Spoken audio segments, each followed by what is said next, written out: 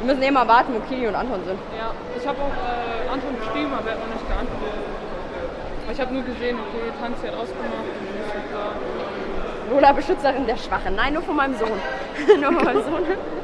Aber du kriegst jetzt auch ein Ey, Bändchen, ey, oder? ey, ich muss mit dir schimpfen. Warum? Ich habe gehört, du hast einer auf den Bubis unterschrieben.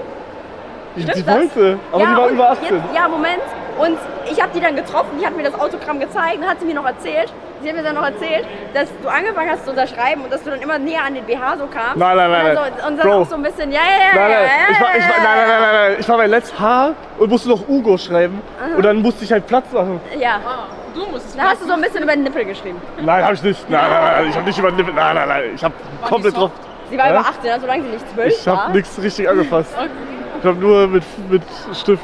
Aber gut, dass du erst nach dem Alter gefragt hast. Problem. Hast du dir auch einen Ausweis zeigen lassen? Nee, aber Ja. da hat man gesehen. Wir haben ein Problem. Also wie kommt